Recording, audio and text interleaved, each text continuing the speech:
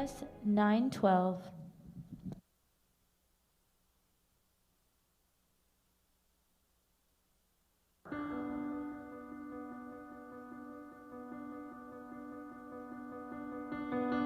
Remember 9/12? The day after the crashes? The aftermath when the skies were quiet. The only tweets came from birds that were confused by the reverence. They looked on as we held hands at vigils of remembrance. We were scared, but the fellowship vanquished the fears, because when the candlelight lit up the tears, we saw our own reflections in each other's faces, and we mourned together. The only races were those to get help for someone that needed it, someone we probably didn't even know. People said hi to each other and smiled, just walking down the streets. All religions came together to pray. The non-religious came together to pray.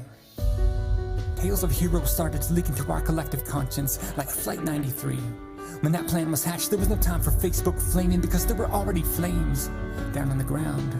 And through the ashes and the panic, firemen didn't stop to ask if anyone was Republican or Democrat, or what kind of life they thought mattered. There was only one kind of life, and it mattered. Every burning body deserved to live. Every cry for help deserved to be heard. We were the most united as Americans when they hijacked United and American. We were still as different as red and white, but we took the stripes and stood under the stars, told our stories in the moonlight, and we discovered the same plots. Woven in old glory, we saw sisters and brothers made from the same cloth, an eternal fabric. And we don't need terrorist attacks to remind us of that, because every day someone crashes, and every day someone can be rescued. Someone right next to you.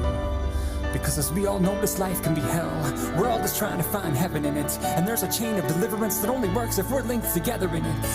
If hurt people, healed people can heal people. And that's the real appeal of people. Only as the sum of our parts do we ever really feel equal and peaceful. We don't have to be the same to be one, to find truth in truce. In this mess, the only solution we have left is love, compassion, and union. To cross that line in the sand, grab somebody's hand and stand together at the vigil in remembrance of what it was like to be human.